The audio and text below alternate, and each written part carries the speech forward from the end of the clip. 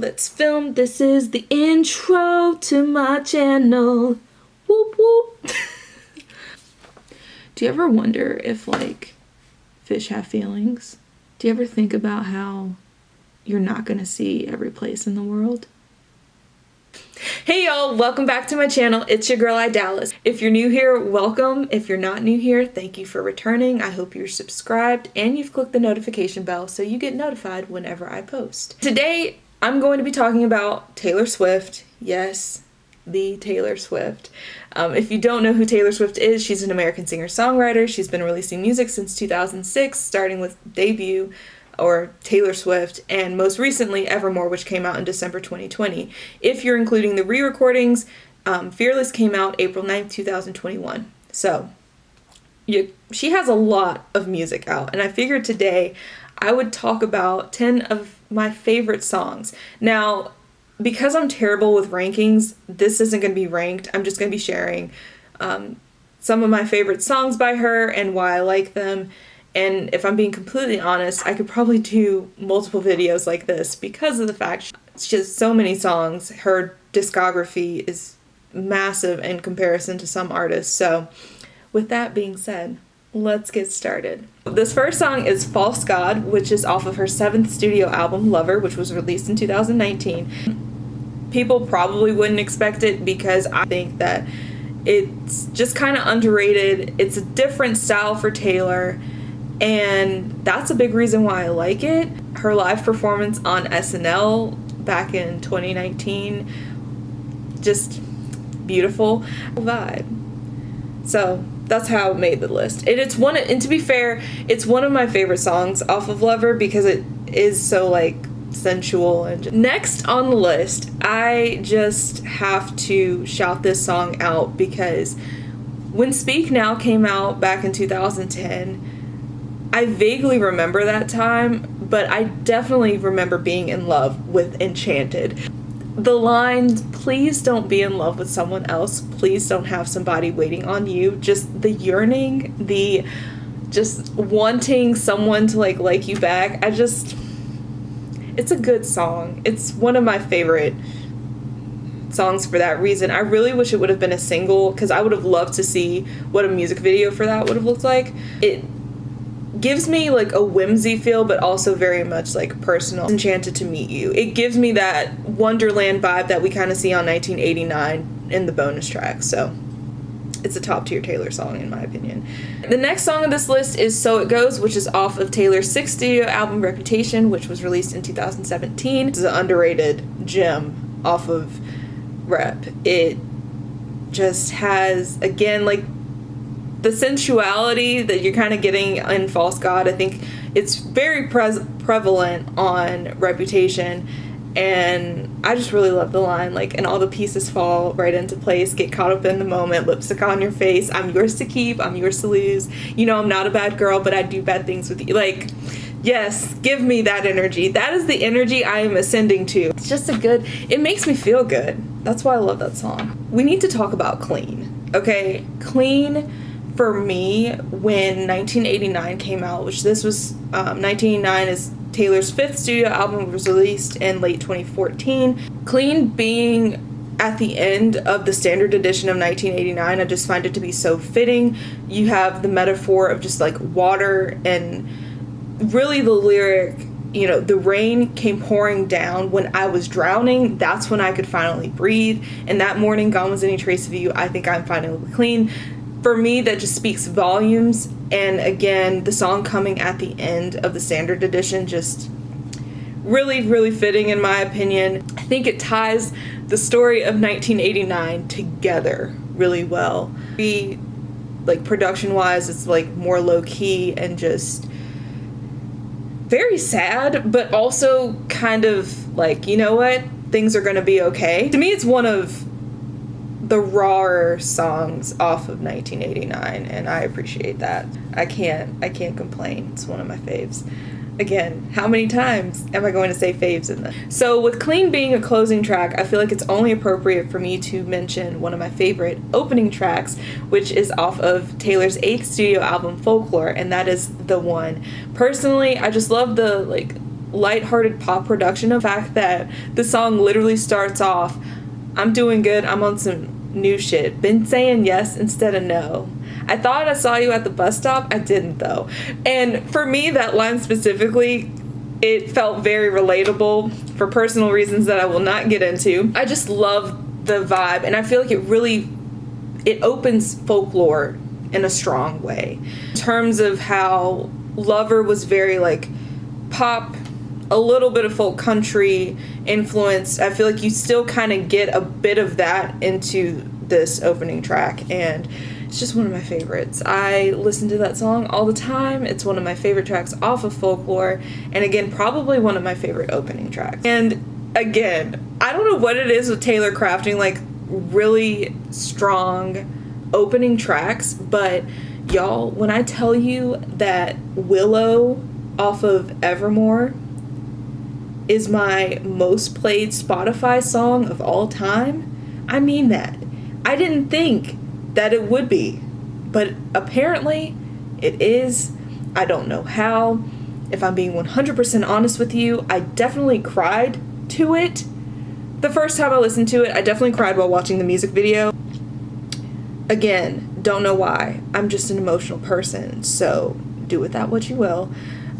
And I know some people find the whole, like, I come back stronger than a 90s trend line to be really corny, but I don't know. I feel like when you look at it from the lens of Taylor Swift and who she is as a person, I actually think the line really works when you think about how fashion trends come in and out, and then when they're in for a solid few years, and then they're, you know, no longer as popular.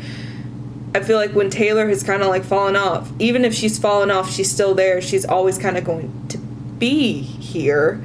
I think, you know, in the next coming years, I feel like we're already seeing it with Olivia Rodrigo and other artists being, you know, heavily inspired by Taylor. These next two songs come from the same era, and perhaps one of my favorite eras from Taylor, or at least personally, this was like the era that I knew I'm definitely going to be hanging with Taylor Swift for the long haul, and that is the Red era.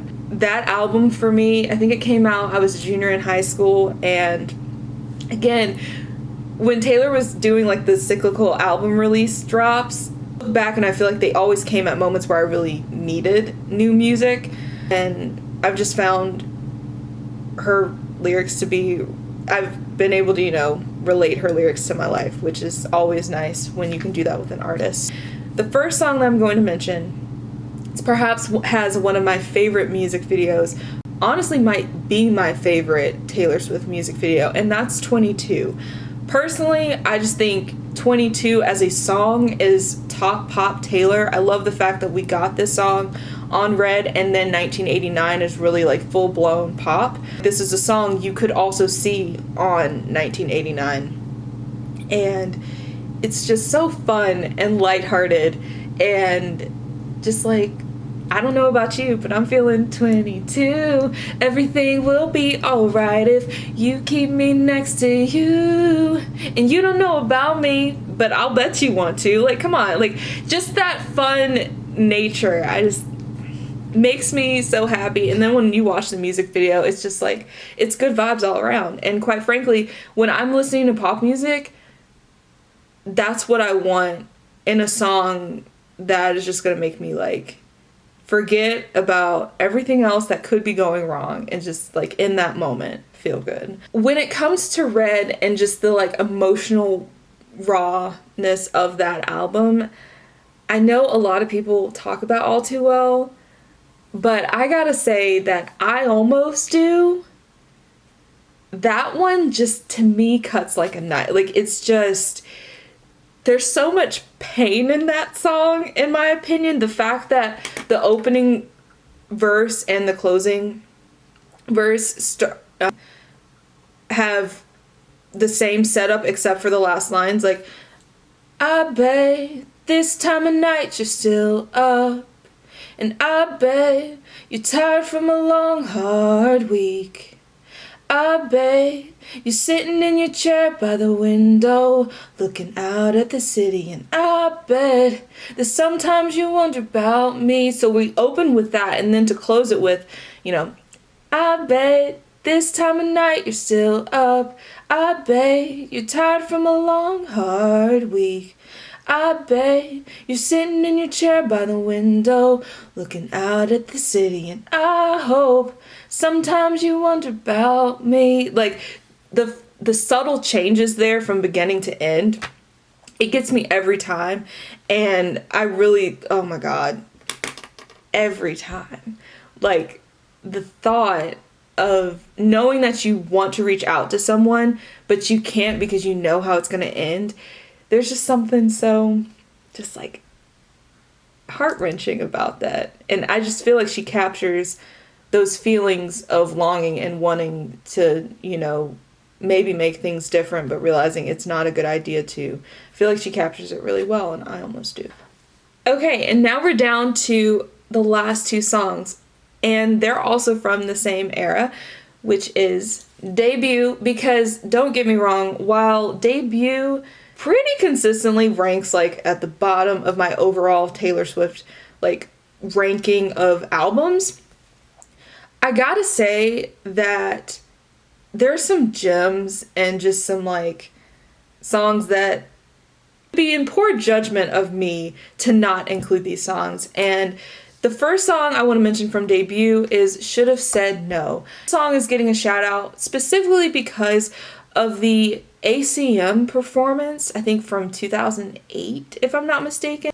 Taylor performances, if I can find it, I will link it down below in the description, because I do think it's a performance that everyone should watch, because it's Angry Girl, and I love it so much. Like, you should have said no, you should have gone home, you should have thought twice before you let it all go, you should have known that word, that what you did with her would get back to me. And I should have been there in the back of your mind. I shouldn't be asking myself why. You shouldn't be begging for forgiveness at my feet. You should have said no, baby, and you might still have me. Like, mic drop. And over. Like, yes, that's the energy. Finally, the last song, which is, again, we're talking young Taylor, like literal teenage Taylor. I was in the maybe 4th, maybe 5th grade when the song came out. It was one of the first Taylor Swift music videos I saw. I remember being in my room on the computer and watching it on Yahoo Music. Y'all, our song to this day still slaps. If the only song you know by Taylor Swift is our song that you rock to, yes, let it be. Our song is a slamming screen door, sneaking out late, tapping on your window when we're on the phone and you talk real slow, 'cause it's late and your mama don't know. Our song is the way you laugh. The first date, man, I didn't kiss her and I should have. And when I got home, before I said amen, asking God if he could play it again. Like, you telling me that's not a country pop hit? You're lying to yourself.